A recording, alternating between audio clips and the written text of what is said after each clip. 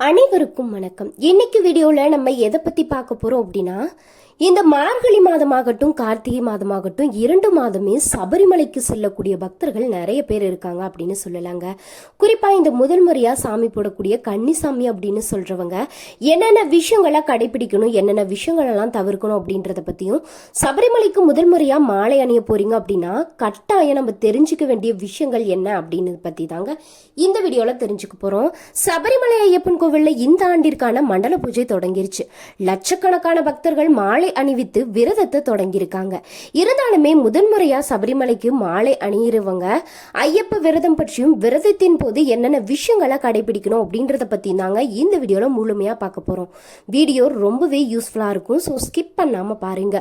உங்களுக்கு சபரிமலை ஐயப்பனை பிடிக்கும் அப்படின்னா மறக்காம இந்த வீடியோக்கு ஒரு லைக் பண்ணிட்டு கமெண்ட் பாக்ஸ்ல ஓம் சாமியே சரணம் ஐயப்பா அப்படின்னு கமெண்ட் பண்ணுங்க.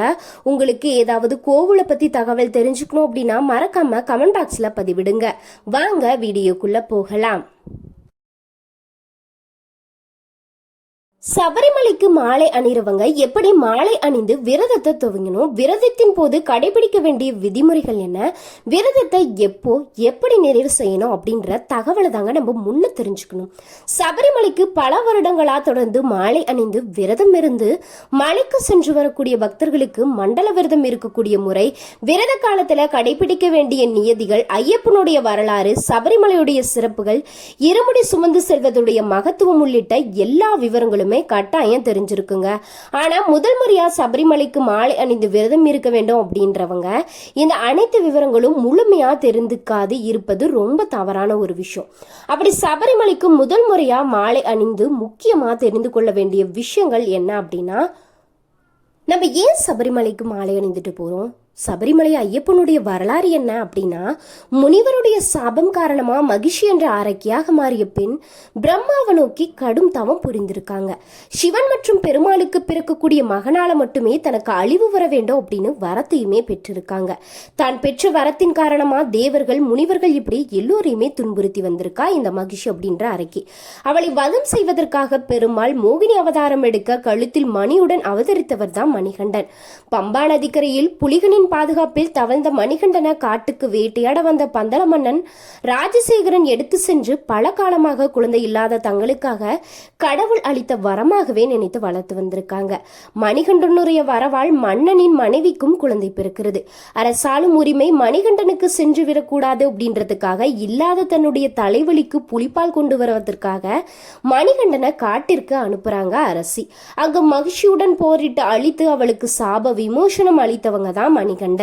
புலி வாகனனாக நாட்டிற்கு திரும்பக்கூடிய ஐயப்பன் துறவரம் ஏற்று காட்டிற்கு தவம் செய்யவும் புறப்படுறாரு.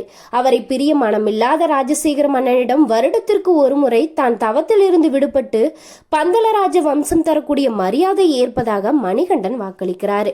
வருடத்திற்கு ஒரு முறை மகனை காண சொல்லும் போது தலையில இருமுடி சுமந்து ஒரு முடியில் தனக்கு தேவையானவற்றையும் மறுமுடியில் மகன் மணிகண்டனுக்கு கொடுப்பதற்காக கொண்டு செல்லக்கூடிய பொருட்களையும் எடுத்து செல்றாரு ராஜசேகரன். தவம் செய்ய மணிகண்டன் அமர்ந்த இடத்தில் சபரி பீடமும் 18 படிகளுடன் கூடிய கோவிலையுமே அமைத்திருக்காரு பரசுராமர். ஐயப்பன் நித்திய பிரம்மச்சாரியாக தவத்தில் இருப்பதால அவருடைய தவத்திற்கு இடையூறா வந்துவிடக் கூடாது அப்படின்றதாலேயே வருடத்தின் குறிப்பிட்ட சில நாட்கள் மட்டுமே சபரிமலையுடைய கோவில் நடை திறப்பதற்கு இதுவே முக்கிய காரணமா சொல்லப்பட்டிருக்கு. ஐயப்பன் பிரம்மச்சாரியாக தவம் செய்வதாலும் காட்டு வழி பயணம் கடினமானதாக இருக்கும் அப்படின்றதாலும் சபரிமலையில் காந்த சக்தி அதிகம் அப்படின்றதாலும் அது பெண்களின் உடல்நிலையை குறிப்பா கர்ப்பப்பையை பாதிக்கும் அப்படின்றதால 50 வயதிற்கு உட்பட்ட பெண்கள் சபரிமலைக்கு வரக்கூடாது அப்படின்னு கட்டுப்பாடு இருப்பதற்கும் இதுதான் முக்கிய காரணம். ஆண்டுதோறும் கார்த்திகை மாதம் முதல் நாள் தொடங்கி மாலை அணிந்து 41 நாட்கள் மண்டல விரதம் இருந்து இருமுடி சுமந்து பக்தர்கள் ஐயப்பனை தரிசனம் செய்ய வராங்க. இப்படி முதல் முறையா சபரிமலைக்கு மாலை அணிந்து செல்றவங்களை தான் நம்ம கன்னிசாமி அப்படின்னு சொல்லுவோம். இவங்க பல வருடங்களா சபரிமலை யாத்திரை சென்ற அனுபவம் வாய்ந்த குருசாமியுடன் ஆலோசனை பெற்று குடும்பத்தினுடைய அனுமதி பெற்று மாலை அணியணும். உறுதியான கம்பியால் செய்யப்பட்ட துளசி மணி மாலையை வாங்கி காய்ச்சாத பசும்பால்ல ஒரு நாள் முழுவதுமே போட்டு வைத்து பிறகு அதை எடுத்து சுத்தமான நீருள்ள கழுவி விட்டு நன்கு துடைத்த பிறகு வீட்டில் உள்ள ஐயப்பன் படத்திற்கு இல்லைன்னா சுவாமி படத்துல மாட்டி வைக்கணும். பிறகு மாலை அணியக்கூடிய நாள்ல அதை எடுத்து சென்று கோவில்ல சாமி பாதத்துல வைத்து ஆசி பெற்ற பிறகு குருசாமி முன் மண்டியிட்டு மாலை அணிந்து கொள்ளணும். குருசாமி இல்லாதவங்க தாயே முதல் தெய்வம் அப்படின்றதால அவரின் முன் மண்டியிட்டு வீட்டிலேயே மாலையும் போட்டு கொள்ளலாம். ஆனா முதல் முறையா மாலை அணிகிறவங்க குருசாமி கையால் மாலை அணிந்து கொண்டு அவங்க சொல்லக்கூடிய வழிமுறைகளை பின்பற்றி விரதம் இருப்பதுதான் சரியான முறை அப்படின்னு சொல்லப்படுறாங்க.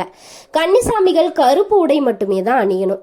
மாலை அணிந்த ஐயப்ப சுவாமிகள் காலில் செருப்பு அணியக்கூடாது. அலுவலகம் செல்பவர்கள் தவிர்க்க முடியாது அப்படின்றதால அணிந்து கொள்ளலாம். காலை மாலை இப்படி 2 வேளையும் குளித்துவிட்டு ஐயப்பனுக்கு பூஜை செய்து வழிபட்ட பிறகுதான் உணவை எடுத்துக்கொள்ளணும். எளிமையான உணவுகளை மட்டுமே எடுத்துக்கொள்ளணும். கசப்பான பாகற்காய், அகத்திக்கீரை, வாழைக்காய் போன்றவற்றை உங்களோட உணவுல நீங்க சேர்த்து கொள்ளக்கூடாது.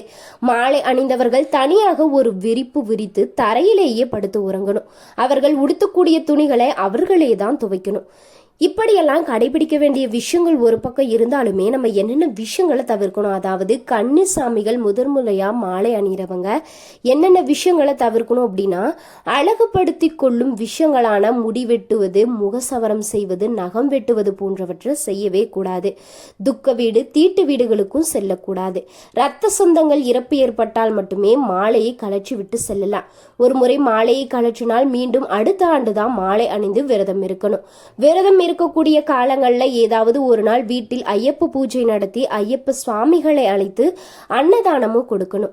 மாலை அணிந்தவர்கள் அனைவரையும் ஐயப்பனின் அம்சம் அப்படின்னு கருதி வயதில் சிறியவர்களாக இருந்தாலும் சரி சாமி என்றே கூப்பிட்டு மனைவி உட்பட அனைவரையும் மரியாதையாக நடத்தணும். இதெல்லாம் நம்ம கடைபிடித்துட்டு வந்துட்டு மாலை எப்படி கலட்டணும் அப்படின்னா, வீட்டில் இருக்கக்கூடிய பெண்கள் மாதவிலக்கு ஆகிவிட்டால் அவர்களுக்கு சமைக்கும் உணவுகளை சாப்பிடக்கூடாது. அவர்களை பார்க்காமல் வெளியில் தங்கி இருப்பதுதான் சிறந்தது. வீட்டில் தனி அறை இருந்தால் அவர்களை தனியாக இருக்க சொல்லிவிட்டு நீங்களே இருந்து கொள்ளலாம். மலைக்கு சென்று விட்டு மீண்டும் வீட்டிற்கு திரும்பிய பிறகு கோவிலுக்கு சென்று இல்லைனா வீட்டில் தாயின் கைகளாலேயே மாலையை கலற்ற வேண்டும். கலற்றிய மாலையை மீண்டும் பாலில் போட்டு ஒரு நாள் வைத்திருந்த பிறகு அதை கழுவி சுத்தம் செய்து துடைத்து பத்திரமாக வைத்திருந்து அடுத்த ஆண்டு பயன்படுத்தி கொள்ளலாம். ஒவ்வொரு முறையும் புதிய மாலை வாங்கி அணிய வேண்டும் அப்படின்ற கட்டாயம் கிடையாது. ஒரு மாலையை எத்தனை முறை வேண்டுமானாலுமே நம்ம அணியலாம். இன்னைக்கு வீடியோல முதல் முறையா சபரிமலைக்கு மாலை அணியக்கூடிய பக்தர்களான கன்னிசாமி என்னென்ன விஷயங்களை கடைபிடிக்கணும், கடைபிடிக்க கூடாது அப்படின்றதான் இந்த வீடியோல தெரிஞ்சிருப்போம். வீடியோ பிடிச்சிருந்தா லைக் பண்ணுங்க, ஷேர் பண்ணுங்க, கமெண்ட் பண்ணுங்க. நீங்க என்ன நம்மளுடைய சேனலை சப்ஸ்கிரைப் பண்ணாம இருந்தீங்கன்னா சப்ஸ்கிரைப் பண்ணிக்கோங்க. கூடவே இருக்க பெல் ஐக்கானையும் மறக்காம கிளிக் பண்ணுங்க. அப்பதான் நம்ம போடக்கூடிய வீடியோ நோட்டிபிகேஷன் மூலியமா உடனுக்குடனே உங்களை வந்து சேரும். மறக்காம கமெண்ட் பாக்ஸ்ல ஓம் சாமியே சரணமையப்பா அப்படின்னு கமெண்ட் பண்ணுங்க. உங்களுக்கு சபரிமலை ஐயப்பன் நினைக்கக்கூடிய ஒவ்வொரு நொடியும் நல்லதே நடக்கும். நீங்க வேற ஏதாவது கோவிலை பத்தி ஹிஸ்டரி தெரிஞ்சுக்கணும் அப்படின்னா மறக்காம கமெண்ட் பாக்ஸ்ல பதிவு